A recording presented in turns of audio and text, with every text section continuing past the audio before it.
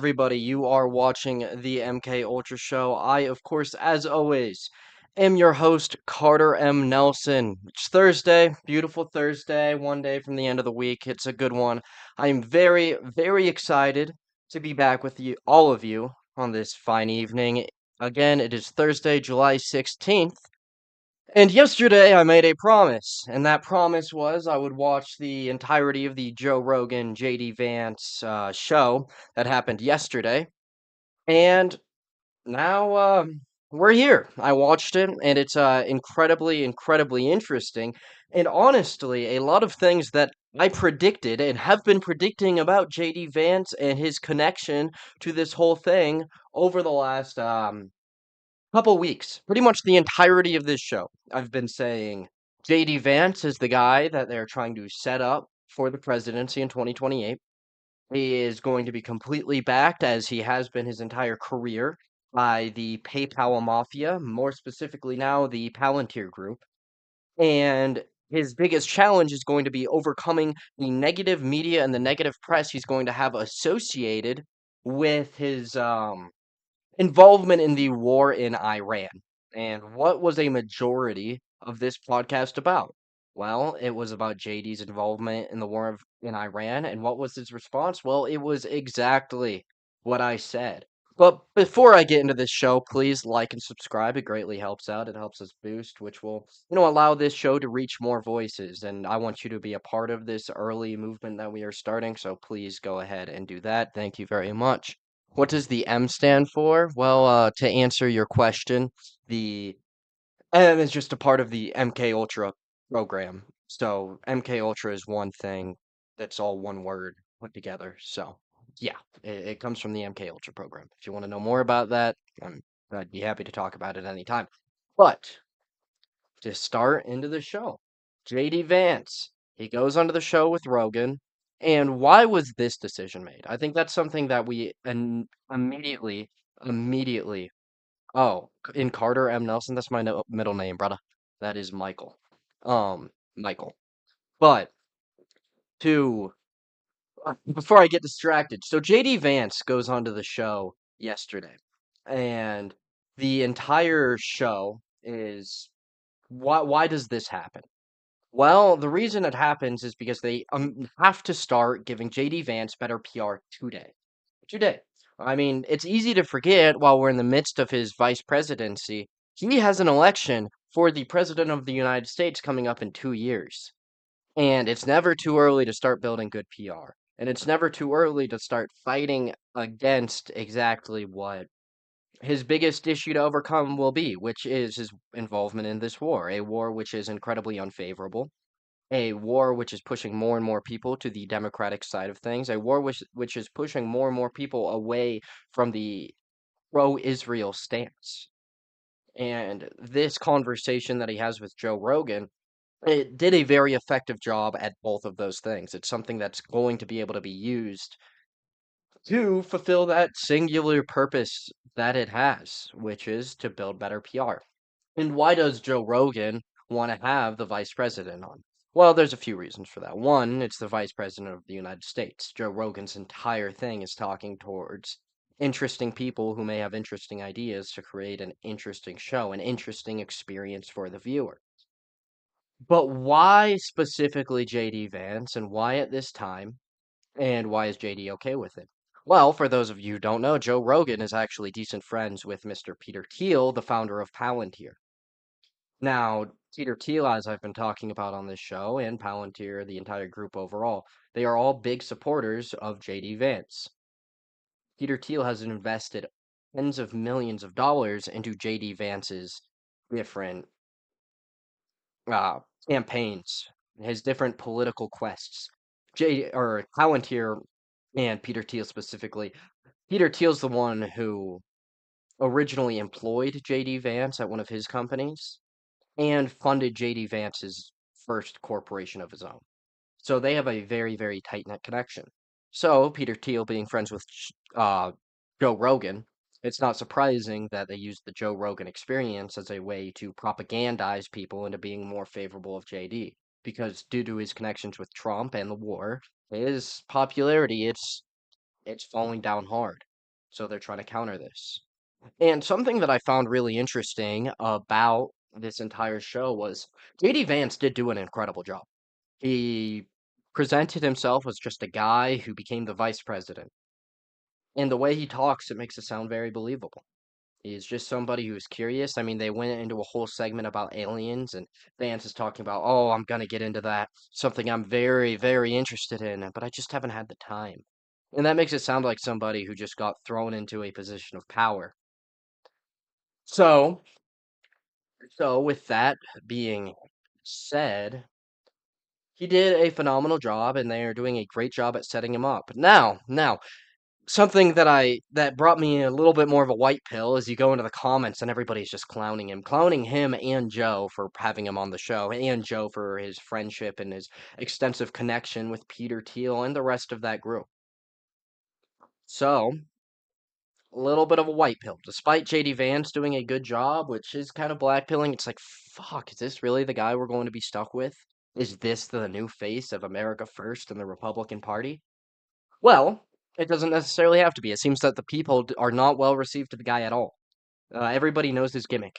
Everybody, it is very, very public knowledge that JD Vance is a piece of a chessboard that has been bought out by Palantir and that entire group of people. And Peter Thiel, just a really creepy dude. I mean, he's a big-time transhumanist. He's been asked on interviews if he believes human life should continue. And he didn't seem so confident in answering that, which is crazy to me. I mean, I'm humanity first all the way. You ask me, should humanity persist? And I'm saying, hell yeah. Humanity forever. We were born to inherit the stars. And on Joe Rogan's podcast with what's his name? What is his name? Theo Vaughn, his podcast with Theo Vaughn actually brings this up, and Joe defends the point. He's like, "Well, I mean, should the Neanderthals have continued?" And then he lists some like extinct animals, and should they have continued? Well, maybe not. It's like, well, you're a human, man. We're humanity first. If you can't commit to being America first, I'd at least like to see the minimum contribution to humanity first. That's kind of the position I'm at. So Peter Thiel is somebody that is incredibly, incredibly untrustworthy. That's just the scenario that we're in. He is an untrustworthy guy, and he's a massive funder of JD Vance, good friends with Joe Rogan. So Joe Rogan has been chosen to be the one to, start campaigning JD, start giving him an opportunity to start to combat the biggest thing held against him, which again, what we're about to talk about, the Iran war. I know. It seems like every single show this is what's getting brought up, but it is the biggest thing going on in the world right now, and outside of that, it's been pretty slow. But, but it is interesting because of the very, very deep ties it has and what's going to happen in 2028 with the presidential election, the future of the Republican Party, the future of the Democratic Party. All of these have implications that are hidden inside what happens in this war and who is involved in starting it and ending it, who is the negotiator of the process, who actually gets a deal done. And what I've been saying is what they're trying to do is make JD Vance be the negotiating piece. He's the guy who's going to bring peace and get the American interests, right? That's what they're trying to set him up as. Now, is that necessarily exactly what's going on? Probably not.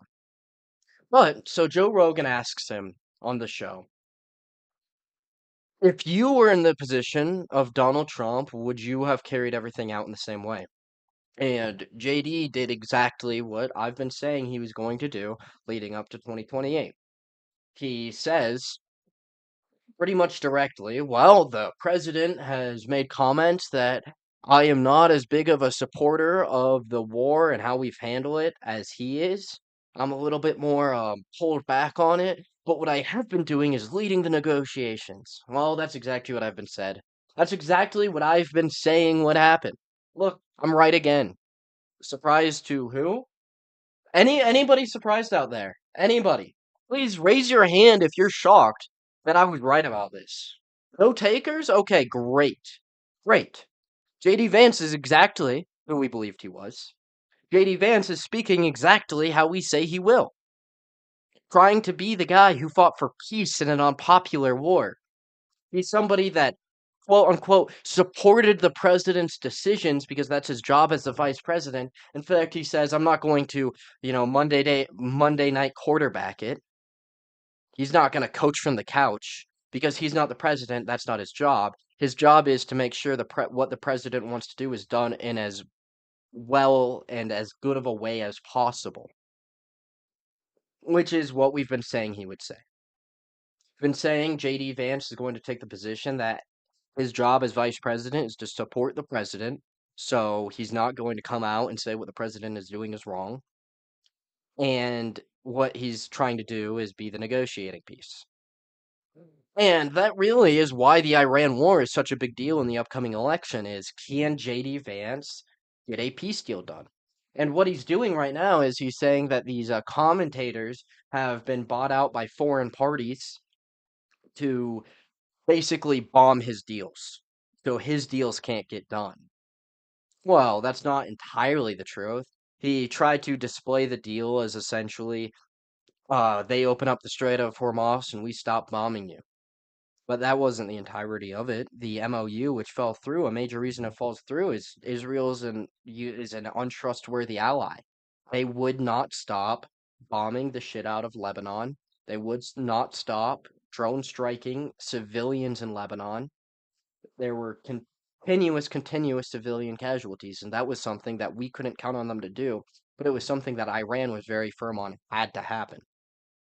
So the peace deal was doomed from the start. It was never going to work. All of us who saw it when the MOU was signed, we all said, this is going to fall apart. There was a big group of people who were celebrating, the war's over! The war's over, hallelujah! But all of us realists who have been following this conflict and have been following what led up to it and have had a decent understanding of the greater implications, we all said this is going to fall through. And what happened? Not even a month later, it's completely fallen apart. That's not because of the commentators. That's because it wasn't a very it wasn't a great deal that anybody could count on either side. I mean, Iran was never going to keep their promises. Israel was never going to stop bombing. The United States couldn't just let Iran do whatever they wanted, or they lost all of their negotiating power. So it was a doomed deal. That was never going to be the end of it. So the question becomes, can JD get a deal done?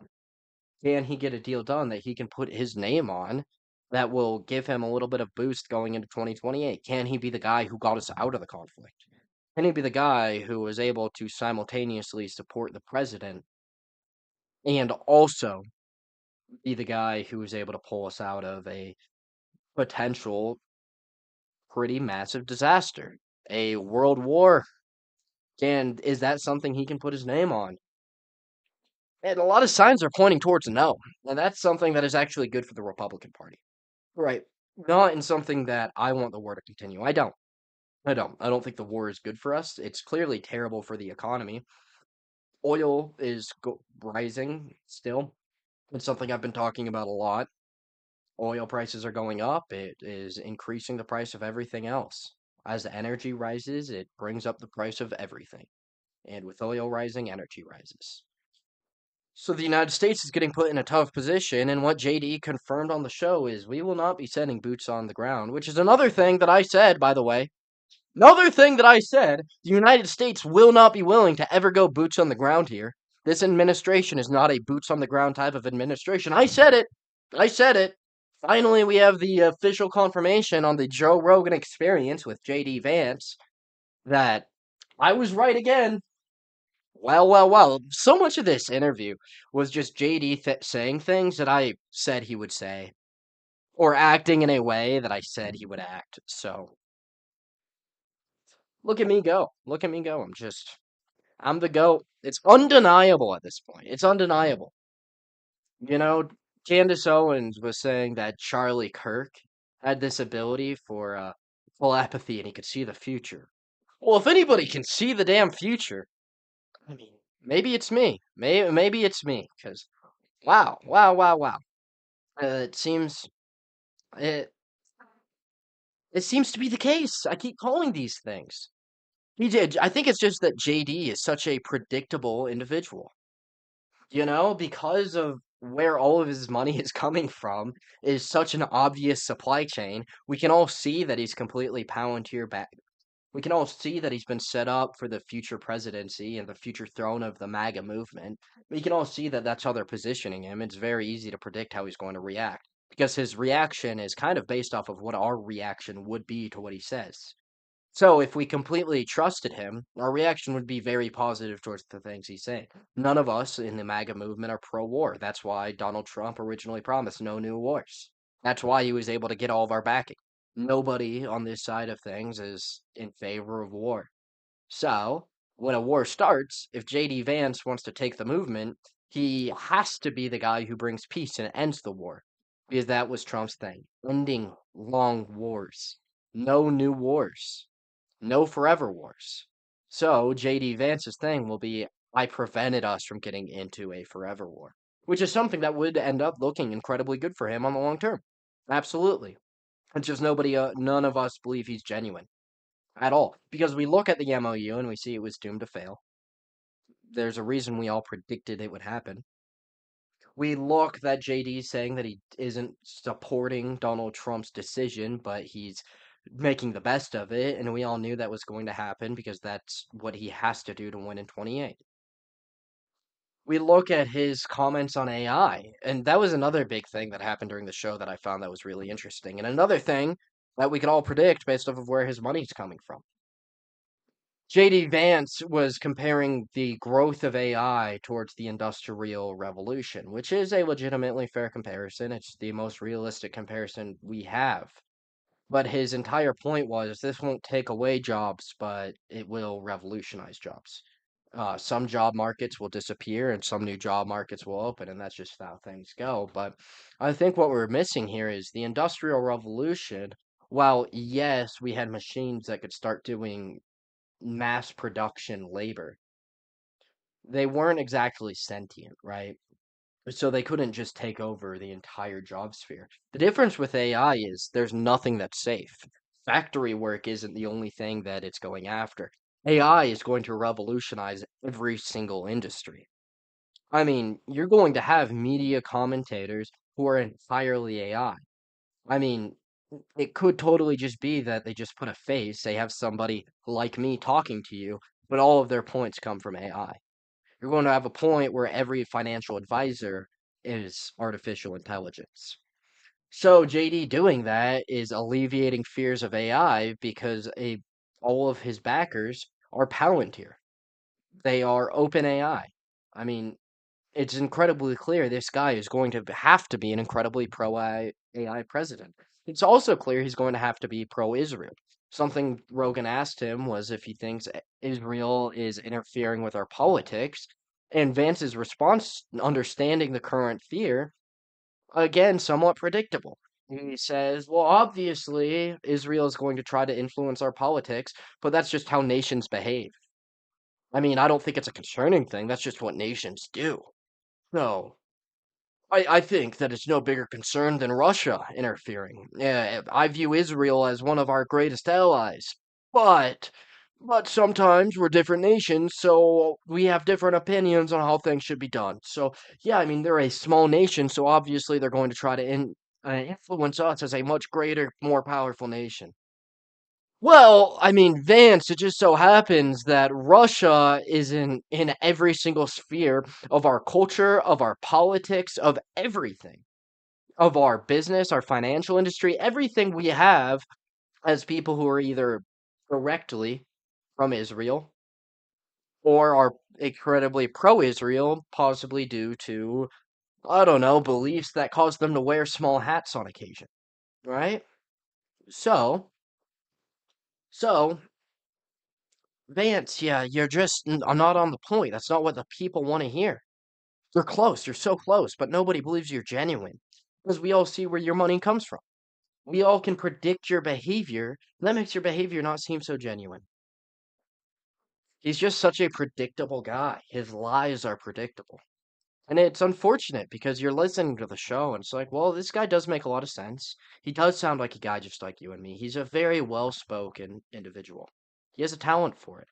But he's also clearly not truly America first. I mean, the idea of the Ten Commandments in public schools came up. And Vance was saying, well, I don't see anything wrong with it, but I also wouldn't see anything wrong with Muslim literature. Well, I would. I don't see anything wrong with it because it's a Christian country we've built upon. That's why I don't have an issue with the idea of Christian literature in schools, because our value system was built up by Christian literature.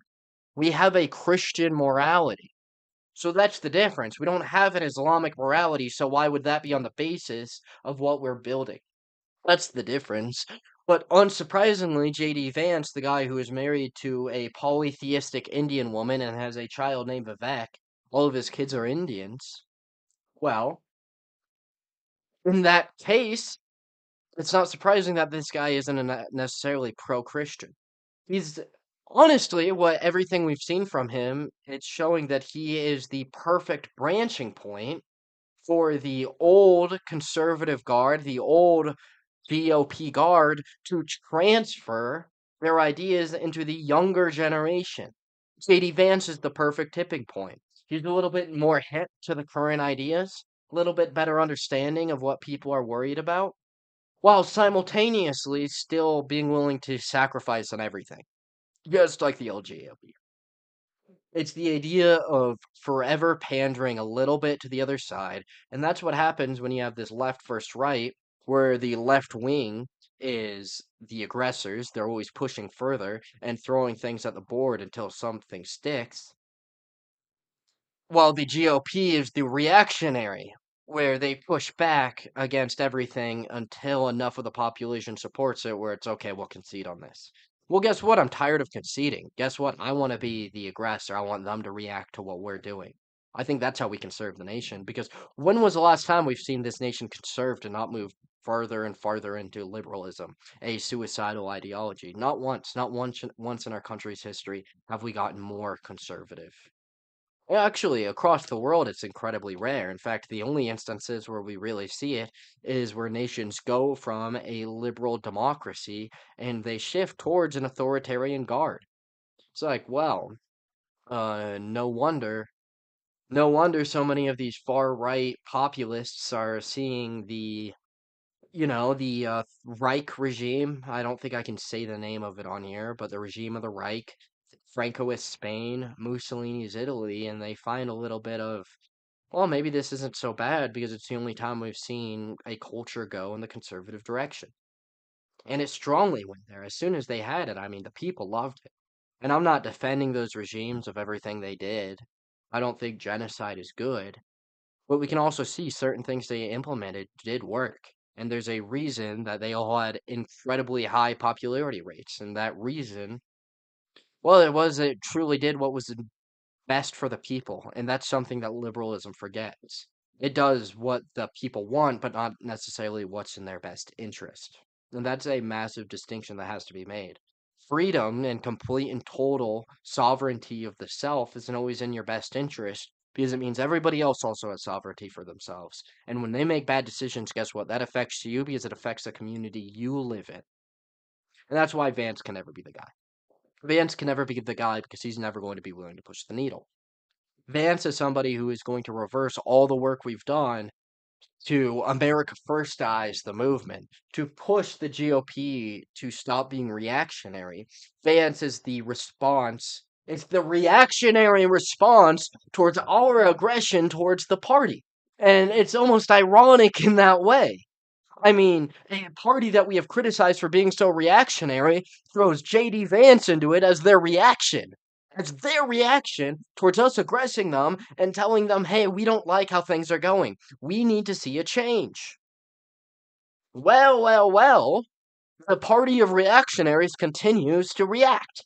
Why can't we have something new? Why can't we get something more? That's all I want to see. I want to see something more. I want to see us actually push the other way. I'm tired of the continuous push towards liberalism because guess where that's getting us? It's getting us these DSA candidates. You want to know why they're sweeping over the country? You want to know why New York is a socialist state now? You want to know why the 1st Congressional District of Colorado went to a Democratic Socialist? Well, here's your reasoning for it.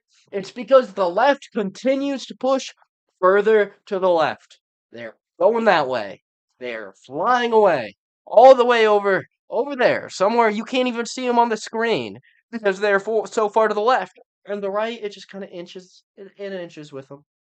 Just little minor pushes. That's where we're at. That is where we're at. And instead of that going that way and us going this way, what I'd like to see is us go from this into that. And instead of seeing the left have to kind of drag their feet behind them, I want to force them. I want to grab them from off the screen over here and rip them over here to this side. That's what I'm trying to see. I'm trying to see a movement which will actually push for that. Because I understand that our nation's culture is only possible in a Christian ideology. I don't believe in forcing everybody to become a Christian. Look at the comment on your live from yesterday. I will do that in a minute. After I'm done with this point. I am tired of seeing us, dragging our feet over here. I need a culture which will say Christianity is the answer. I'm not a Christian nationalist in the terms of I want to forcibly make everybody Christian, but I am a Christian nationalist in my understanding that the late great Benjamin Franklin said the Constitution would only work for a Christian and moral people, and that's because the Constitution was written by and for a Christian and moral people. All of the tenets of our Constitution you can find in Christian literature. That's what we have here. So, if we continue to diverge away from the very fabric of what made our country so successful, it will start to unravel. Think about it like a yarn ball. We wrapped it up with our moral system. And as we move away from that moral system, it starts to fall apart. It starts to crumble. We are basically at this point lighting that fabric ball on fire and seeing what happens. That's not going to be good for the morality and the state of our nation. That's not something that's going to be healthy for us because it means that we will continue to be more and more disconnected as time goes. And I don't think disconnection is good. I think the desocialization of our country is a bad thing. I think that the people should be connected, that we should have some kind of care and support for each other. But that only comes if we have a same moral fabric that we can all believe in. Um, See, I'm gonna go to your comment now. We'll go see what that is. But yeah, I mean, it's a ridiculous thought that we can move away from that which makes our country interesting, and in that way we can, try to we can't ever save it essentially when that's the case. Let's see. I've got that video pulled up.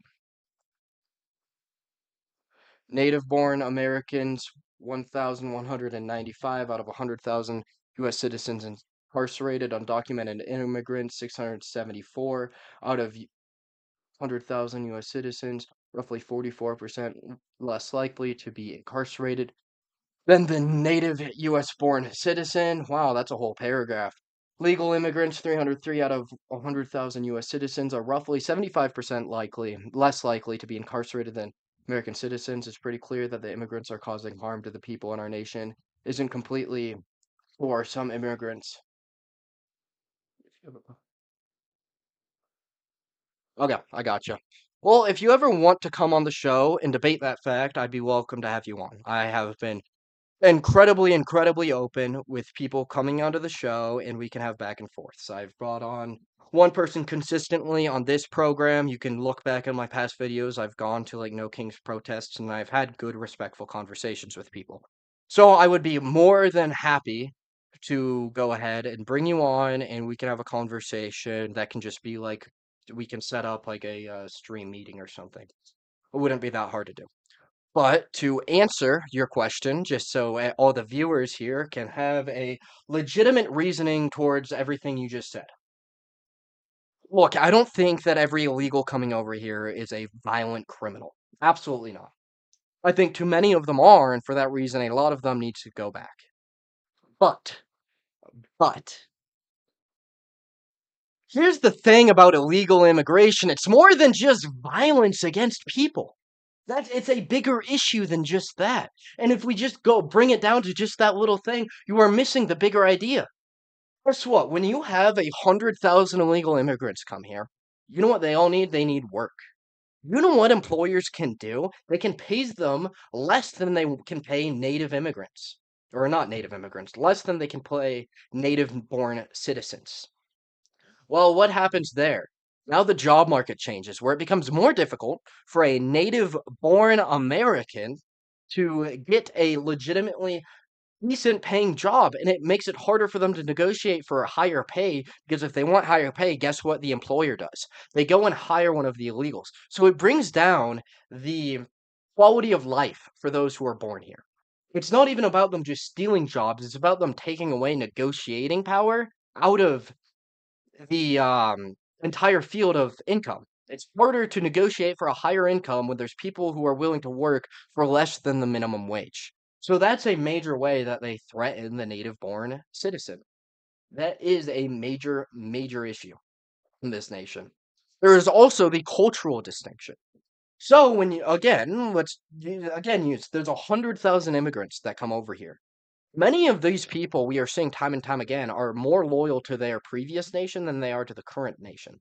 So, what they will do time and time again is support policy, which means that we have to help their nation, but it's not our nation. So, that's a distinction that's made culturally. We are not responsible for the bad things that happen there. They are. They fled here to get our help for that. And that's something that is far from America first. And that's why we can't support it. I am more than happy to do humanitarian missions to those countries. In fact, we have a lot of great churches here who do that. But what I'm not okay with is them coming over here and demanding from us that we go down there and help them. Because that's not our responsibility. You ran from the problem. You ran. No, it's your job now. Go and fix your country. And you know what? You gave up that responsibility by running away. So I think the best answer is to send you back there. Honestly. If you are so worried about the state of their nation, stay there. Don't leave. Problem solved. Also, a lot of these things get misreported. A lot of these criminal activities because, well, because they're just not in our system. An undocumented immigrant is not in our system the same way. It's either easier for them to evade, and more than likely, if they get caught, they are getting caught on their immigration charges, not for violent activities. So there is also that. There's a numerous factors of why illegal immigrants are an issue to this nation.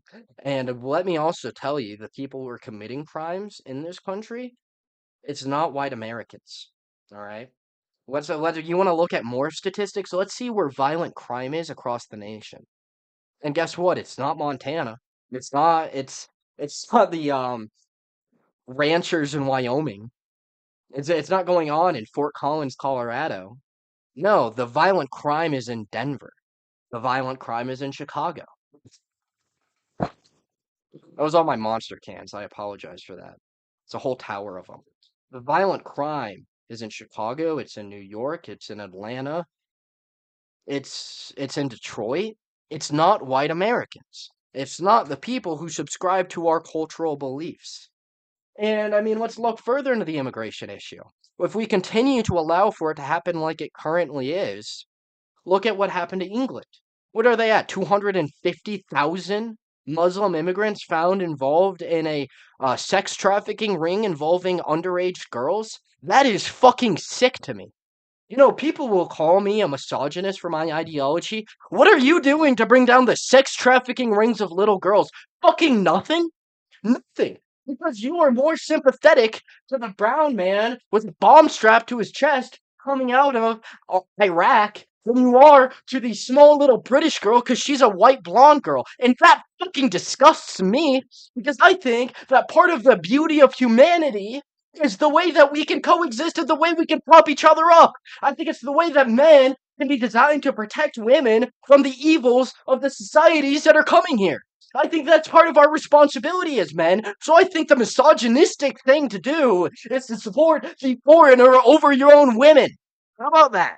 But, uh, yeah, that's my viewpoint on that. But if you'd like to come on the show and debate me further, I'd be happy to anytime. And feel free to put it on your Instagram or whatever you said you have. I have an MKUltra Crusader on Instagram.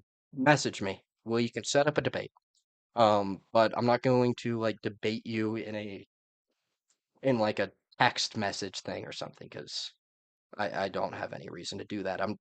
Yeah, it's not worth my time. Ugh. You got me really fired up. I appreciate that greatly. You gave me the opportunity to make a great point about the issues of illegal immigration. And you know the people who are so opposed to stopping illegal immigration? Guess what? It's not people like you and me. It's not the empathetic young person who just wants to care for people. No, it's people who want to take advantage of illegal immigrants. By bringing them here, you are not helping them. You are taking advantage of them. The reason that Republicans won't actually crack down on illegal immigration and deport them all is because the people who fund them all rely on employing them for cheaper prices. Something that actually continues on with the entire point of the show, which was JD Vance's conversation with Joe Rogan. One of the things he said was a lot of business owners came to him and told him that he cannot send the illegals back because they rely on those illegals for cheap labor. And something that happened about 100 years ago, I don't know how many of you are familiar with this, is the Ford versus Dodge case. And in that case, it was a court case that was started by Ford wanting to pay its employees more, and Dodge sued them, essentially saying that Ford owed its stockholders to pay them the maximum amount, and that their business model needs to be strategized around returning to the stockholders as opposed to the employees. So this entire nation is set up around through that case. All of our corporations are set up upon paying the stockholder the maximum amount. And do you know how you pay the stockholder the maximum amount? Well, you underpay employees. And what's the easiest way to do that? Well, quite simply, what you do is you hire illegals who are willing to work for less. Now, it's a sick system. You know the issues with the over expansiveness of um, capitalism, which, based off of your comment, I would imagine you find yourself leaning towards a lot of socialistic principles, because a great deal of the people who are firm supporters of immigrants are also supporters of a lot of these socialistic ideals. You know the issue with the expansion of capitalism? It's not capitalism itself, it's the decision that's been made in our country that stockholders have to be the priority. That doesn't have to be the way it is. In fact, it wasn't the way it is, which is why Ford was originally trying to pay his employees more. Why he was able to cut down on the work week. In a perfect capitalistic world, the employer needs to put the employee first because they are assets, right? They have to be treated as assets who produce money, so they need to be treated well so that they can maximize their efficiency. And part of maximizing efficiency, if you understand basic economic principles, is paying people properly. Because people are more likely to work better for higher incentives. So if they can work towards getting paid more, they are more likely to produce a better output. So guess what? On paper, sure, communism looks amazing, but capitalism does too. So the secret isn't, oh, we need to completely flip. The secret is we need to figure out what the issues in our system are and fix those. And one of the major issues is the commitment to maximize payment to stockholders. And another issue is bringing in illegal immigrants for cheaper labor who take advantage of the American people. But that's something that the people who want to criticize us for wanting to send them back, will never understand because they're not willing to do the time to research how it affects people like you and me. But if you disagree with anything I said, please talk to me. I would love to talk to you on the show. So yeah. If you guys have any other questions, please let me know. I'm probably gonna start winding down this live stream, but keep it live for a couple more minutes. So if there's anything any of you want to hear from me, I would love to tell you. But to begin wrapping everything up, JD Vance, he goes on the Joe Rogan Experience. On this experience, he does exactly what I said he would. What's going on in Michigan? What is going on in Michigan? We can find that out real quick. Um, the biggest thing before I start to look into everything with Michigan, the biggest story I can give you out of Michigan right now is that they are currently running pretty extremist left candidates, not because they will be better for Michigan, but take advantage of the Islam vote. And something that's growing in Michigan is, I don't know if you're familiar with this, there's a town, Deerwood. In Deerwood, it's a Islamic town. If you go there, it's going to look more like Saudi Arabia than it will look like Detroit. The everything you will see will be written in Arabic, right? Everything will be written in Arabic. The people will all be Muslim. So the guy that the Democratic Party is trying to run is a pretty extremist left-wing Democrat, and they're not running him because he will be more favorable, because Michigan is a swing state. It can go either way, and this is a race that the Democrats really need to win. But what they lost in 2024 that was a big deal was the Muslims didn't vote for Kamala Harris, and that was something they were counting on in Michigan. So how they're trying to take advantage of that is they're trying to run an Arab candidate to take advantage of the Deerwood vote. So if you want to know about Michigan, the big thing right now is that the Democrats are abandoning the American people. They are abandoning the American people in favor of the Arabs. So that's the concern, is that it's not about putting America first, it's about putting Arabia first so that they can achieve that vote. And that's another reason why they want to bring in so many illegals, is so that they have people that they can take advantage of. Do I F with bananas and rice? Oh, every time I hear bananas and rice, it just reminds me about what it means to me to be a Somalian. That really just encompasses what it means to be Somalian. And everybody misinterprets it because bananas and rice, they aren't all that Somalian culture is. But Somalian culture can be explained by bananas and rice. So yeah, I F with bananas and rice because it's like being a Somalian. So yeah, I love bananas and rice. That was such a ridiculous interview. They get this Somalian girl on there, and she tries to explain what it means to be Somalian, and her original point is being Somalian is more than bananas and rice, but all she can compare being Somalian to throughout the entire thing is bananas and rice. And it's like, what is our country going to? What is our nation becoming? It's a sad thing. That was what, Minnesota that happened in. It's been a little bit. I know it was one of those northern states. I want to say it was Minnesota. But yeah, it's ridiculous where our nation is going to, where we are promoting those with cultures that are strongly anti-American compared towards putting our people first. Like no wonder our people are so unhappy. Um yeah, so yeah, it's unfortunate. It's unfortunate. But yeah, our nation, this is the direction we're going in. But as I'm wrapping up the show, please subscribe, like, it really helps out the channel. It shows YouTube that we are interested in something bigger than just what this is, that we are actually trying to make waves into the movement. We are going to go into the Republican Party and we are going to change it from the inside out and turn it into something that is truly America first instead of JD Vance's dream of a totalitarian um, gay Republican Party led by the homosexual Peter Keel. But yeah, that's the direction. But we are going to change that one live stream at a time, one bananas and rice joke at a time. We are going to save this nation. So, amen to that. But on that note, I'm going to wrap this up. So long. Peace out. God bless y'all. Thank you so much for the support. I appreciate the enthusiasm in the chat today. It makes these streams a lot better. So it makes it a lot more fun to do. And you guys are all pretty entertaining. So thank you. But yeah, God bless y'all.